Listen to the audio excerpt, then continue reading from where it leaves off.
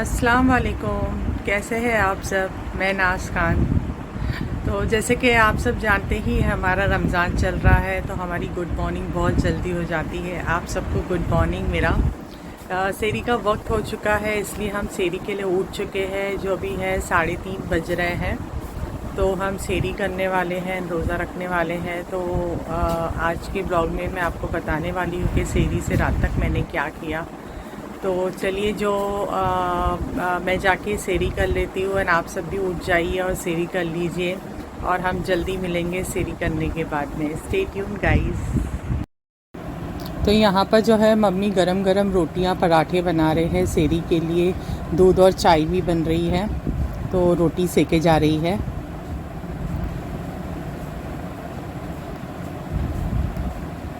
ये जो है मेरी सेरी है। एज़ यूजुअल मैं दूध रोटी सेरी में खाती हूँ, तो वही है। ये मम्मी की सेरी है। चाय रोटी वो नॉर्मली खाते हैं, तो ये उनकी सेरी है। सेरी ख़त्म होने के बाद में 1 कप चाय बहुत ज़रूरी होती है, तो चाय पी ले रही हूँ। तो देखा अपने सेरी में हमने क्या क्या किया, मैंने क्या किया, मॉम ने क्या किया। और सेरी हो चुकी है। सेरी के बाद में अब जो है हम नमाज़ पढ़ने वाले हैं। फजर का टाइम होने वाला है, एंड उसके बाद में हम थोड़ा सो जाएंगे। सो के हम थोड़ा सा लेट उठते हैं, क्योंकि सेरी में रात में उठते हैं तो दिन में थोड़ा ज़्यादा सो जाते हैं। एंड फिर वापस से जो है डेली रूटीन के लिए जो भी करना होता है उसके लिए हम करने के लिए रेडी हो जाते हैं। तो एक्चुअली में बहुत जल्दी सुबह सुबह उठना भी अच्छा होता है सेहत के लिए।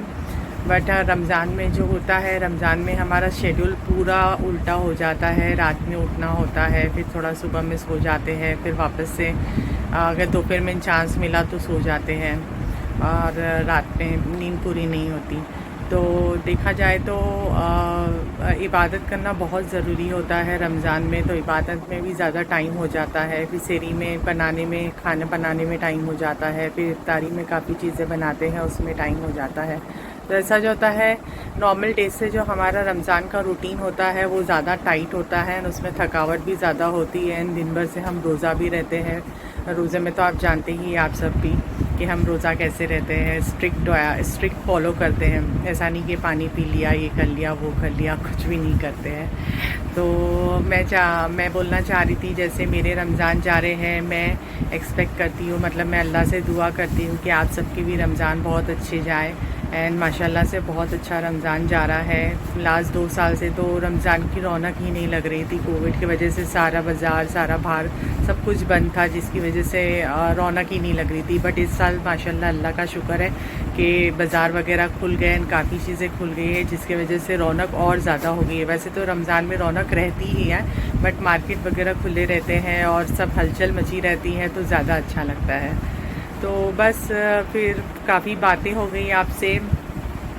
थोड़ी नींद भी आ रही है, एंड नींद जाके मैं नमाज़ पढ़ लेती हूँ। नमाज़ पढ़ के फिर मैं सो जाऊँगी, फिर आपसे मिलूँगी। ठीक है, स्टे ट्यून गाइस। तो मेरी सुबह हो चुकी है, लगभग 12 साढ़े 12 बज रहे हैं। सुबह में एक्चुअली में थोड़ी लेट आँख लगी थी, इसलिए थोड़ा सा लेट उठी हूँ। अभी जल्दी ही ज़ोहर का टाइम हो जाएगा, तो ज़ोहर की नमाज़ वगैरह भी पढ़ लेंगे। उसके बाद में आपके साथ में इफ्तारी की चीज़ें शेयर करेंगे। तो स्टे ट्यून गाइस, साथ में बनिए रहिएगा। और हाँ, अगर आपने अभी तक मेरे चैनल को सब्सक्राइब नहीं किया है, तो जल्दी से जाके मेरे चैनल को सब्सक्राइब कर दीजिए। लाइक, शेयर और कमेंट भी कर दीजिए, ताकि आने वाले दिनों में जब भी मैं कोई वीडियोस बनाऊं तो आप तक वो मिलती रहे। और भी अगर आप कुछ मेरे चैनल पे देखना चाहते हैं, ब्लॉग से रिलेटेड या जो भी मैंने टॉपिक्स बताए हैं उससे रिलेटेड, तो आप मुझे कमेंट करके बता सकते हैं। मैं ज़रूर उस पर जो है जल्द से जल्द ब्लॉग बनाऊँगी। Stay tune guys. तो इफ्तारी का टाइम जो है वो नज़दीक आ रहा है, और हमने इफ्तारी की तैयारियां जो है वो चालू कर दी है। आज जो मम्मी डिश बनाने वाले हैं, बहुत ही स्पेशल और बहुत ही अच्छी डिश बताने वाले हैं हम लोग। आज आपको हम बताने वाले हैं bread keema cutlet, and mummy बहुत प्यार से इसे बनाते हैं, और मम्मी की ही ये इन्वेंट करी हुई डिश है। तो आप जो है मेरे साथ में बने रहिए और देखिए ये डिश हम कैसे बनाते हैं। Stay tune guys. सबसे पहले जो है हम 1/2 किलो खीमा लेंगे। 1/2 किलो खीमा लेने के बाद में हमने कोतमीर ले ली है, थोड़ी सी कोतमीर लेने के बाद में जो जो मसाले इसमें गिरने वाले हैं वो है 1 चम्मच मिर्ची, 1 चम्मच धनिया पाउडर, आधा चम्मच हल्दी पाउडर, 1 चम्मच नमक, 1 चम्मच गरम मसाला ले लेंगे और 1 चम्मच जो है ज़ीरा पाउडर ले लेंगे। उसके बाद में जो है 1 अंडा ले लेंगे एंड 2 पाव ले लिया है भिगो के। सबसे पहले जो है अदरक लहसुन का मसाला ले लेंगे। अदरक लहसुन का मसाला जो हमने लिया है तकरीबन 1.5 स्पून लिया है।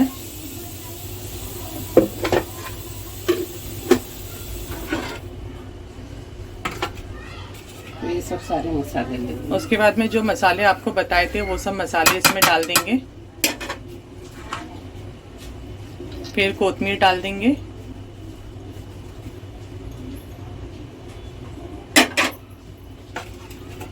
उसके बाद में जो ब्रेड भिगो के रखा था पानी निथार कर उसको अच्छी तरह से स्प्रेड करके डाल देंगे।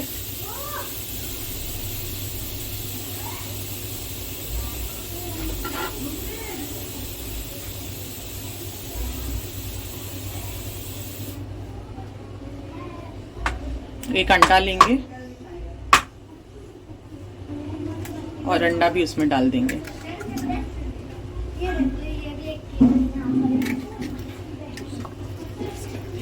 और उसके बाद में अच्छे से इसको मिक्स कर लेंगे। ये बहुत ही बेहतरीन रेसिपी है। इसका नाम कीमा कटलेट है, ब्रेड कीमा कटलेट। मम्मी बहुत प्यार से बनाते हैं इसे एंड बहुत ही अच्छी डिश है। एंड ये स्पेशली मेरी मम्मी की डिज़ाइन की हुई है। इसमें मतलब मम्मी का बहुत सारा प्यार भी है और ये मम्मी की ही मतलब डिश है। इन्होंने अपने आप से ही इसे इन्वेंट किया है और बनाते हैं।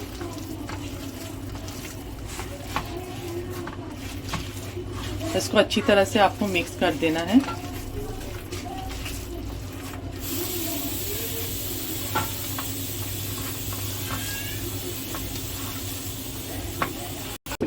ये मिक्स जो है रेडी करने के बाद में इसको कम से कम जो है 15 to 20 मिनट्स के लिए रख दीजिएगा ताकि ये जो मसाला है अच्छे से इसमें मिक्स हो जाए और ये रेडी हो जाए। तो इसको अच्छे से आपको मिक्स कर देना है और इसे उठा के रख देना है साइड पे। इसके आगे का प्रोसीजर है जो है मैं बताती हूँ। हाँ, पाव नहीं डालना चाहते हैं तो 5 स्लाइस ब्रेड की लेकर ब्रेड का क्रम बना के वो भी डाल सकते हैं। अच्छा, मम्मी ने कुछ कहा है कि अगर आपको पाव नहीं डालना है तो आप जो है ब्रेड के पीस लेकर 5-6 टू ब्रेड पीस लेकर उसे अच्छे से मैश करके क्रम बना के इसमें डाल सकते हैं।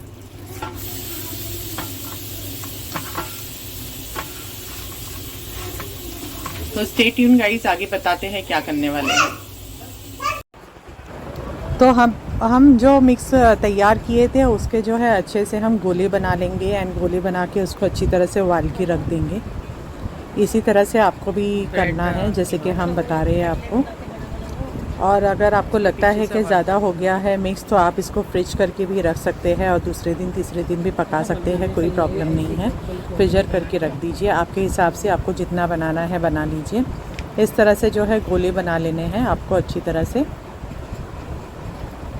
ये मम्मी बहुत प्यार से बना रहे हैं एंड यम्मी डिश है, बहुत ही बेहतरीन डिश होती है। उसके बाद में जो हमने ब्रेड का चूरा बनाया था, ब्रेड का चूरा बनाने के बाद में जो गोला हमने बनाया था उसको अच्छी तरह से जो है पतला करके, मतलब ज़्यादा पतला भी नहीं ज़्यादा थिक भी नहीं, उसको अच्छी तरह से दबा के उस पर जो है ब्रेड क्रम लगा लेंगे। इसको ब्रेड क्रम बोलते हैं। तो इस तरह से जो है अच्छी तरह से लगा लेंगे। और ज़रूरी नहीं है कि आपका दबाते टाइम पे जो है इसका शेप गोल ही आए, ये थोड़ा सा आड़ा टेढ़ा हो ही जाता है तो वो टेंशन मत लीजिएगा कि ये गोल क्यों नहीं हो रहा है, तो ज़रूरी नहीं है, बट इसका शेप ऑलमोस्ट आ ही जाता है। ये कीमा कटलेट खाने में बहुत ही ज़्यादा स्वादिष्ट होते हैं, बहुत ही ज़्यादा अच्छे लगते हैं। मैं आपको क्या ही बताऊँ, मम्मी इतने प्यार से हमेशा बना के हमको खिलाते हैं तो हम हमेशा मतलब इंतज़ार में रहते हैं कि कब मम्मी जो है ये डिश बनाने वाले हैं और हम खाने वाले हैं। तो इस तरह से जितने भी गोले आपने बनाए थे वो गोलों को अच्छे से जो है ब्रेड क्रम लगा दीजिए चपटा करने के बाद में और उसको अच्छी तरह से रख दीजिए। ये बनाने के बाद में थोड़ा सा इसे अगर आप चाहें मतलब अच्छे थिक हो जाए तो एक 15-20 मिनट के लिए आप फ्रिज करके भी रख सकते हैं।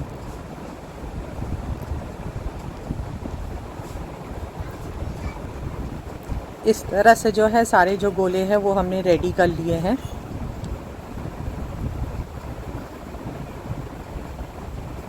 मम्मी भी बहुत एक्साइटेड है एंड मैं भी बहुत एक्साइटेड हूँ ये खाने के लिए, मतलब ये डिश पकाने के लिए भी और खाने के लिए भी बहुत ही मज़ा आ रहा है मम्मी के साथ में ये रेसिपी कैप्चर करते हुए। वो बहुत अच्छी अच्छी बातें भी मुझसे कर रहे हैं और साथ ही साथ में हम जो है कैप्चर भी कर रहे हैं और साथ ही साथ में कीमा कटलेट भी तैयार हो रहा है। तो इस तरह से जो है कीमा कटलेट को हम लोग जो है डीप फ्राई कर देंगे। याद रखिए इसको शैलो फ्राई नहीं करना है, इसको डीप फ्राई करना है। अच्छी तरह से इसे रेड हो जाने दीजिए, वरना जो आपका कीमा है वो गलेगा नहीं, बराबर पकेगा नहीं। तो इस तरह से जो है डार्क रेड आपको कर लेने हैं, डार्क ब्राउन कर लेने हैं और अच्छी तरह से पका लेने हैं ताकि वो कच्चे न रह जाएं।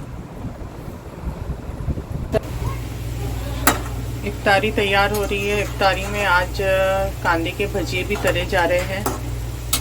ये कांदे के भजिए जो है मम्मी स्पेशली इसको भी ऑलमोस्ट 30 डेज़ ही बनाते हैं। तो अगर इसकी रेसिपी आपको चाहिए तो प्लीज़ कमेंट बॉक्स में कमेंट कर दीजिएगा, मैं आपको इसकी रेसिपी भी जल्दी से बता दूँगी।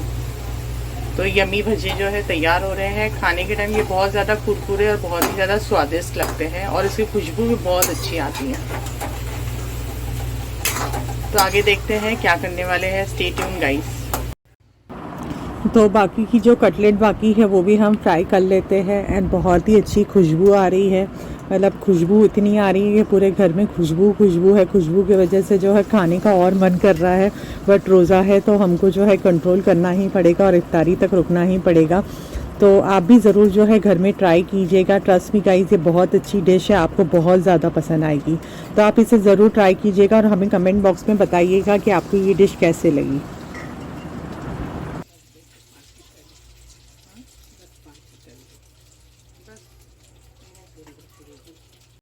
तो यमी कटलेट तैयार है। इफ्तारी का दस्तर भी बीत चुका है एंड इफ्तारी में काफ़ी चीज़ें हैं तो वो आपसे शेयर कर रही हूँ। अल्लाह के शुक्र से बहुत ज़्यादा नियमतें हैं एंड बहुत अच्छा लगता है। इतना सारा अल्लाह ताला ने नवाजा है। मेरी अल्लाह ताला से यही दुआ है कि अल्लाह ताला सब दुनिया में जितने भी घर है, जितने भी रोज़दार हैं, सबको इसी तरह से अच्छी तरह से खाने की चीज़ों से नियमतें दें।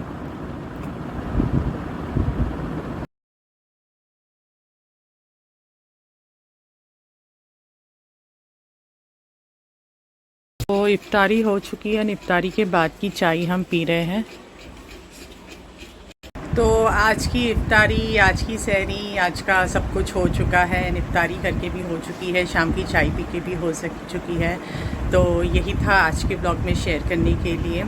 और आपको कैसा लगा ये ब्लॉग ज़रूर बताइएगा। और हाँ, ज़रूर जो मेरी मम्मी की कटलेट मैंने आपको बताई है, कीमा कटलेट की रेसिपी बताई है, वो घर पे ज़रूर ट्राई कीजिएगा और मुझे बताइएगा कि कैसी बनी आपकी कीमा की कटलेट और कैसा लगा आपको उसका taste. Really believe me guys, बहुत ही टेस्टी था कटलेट, बिकॉज़ उसमें मेरी मम्मी का प्यार भी बहुत ज़्यादा था एंड मेरी मम्मी खाना बहुत रियली अच्छा बनाती है। तो इसलिए मैं आपसे जो है वो सब शेयर करना चाहती हूँ। तो हम जल्दी मिलेंगे मेरे नए ब्लॉग के साथ में। अगर चैनल को सब्सक्राइब नहीं किया तो चैनल को जाके जल्दी सब्सक्राइब कर दीजिए। फिर हम मिलते हैं जल्दी नए ब्लॉग के साथ में। जब तक कि अल्लाह हाफिज़, take care all of you, bye.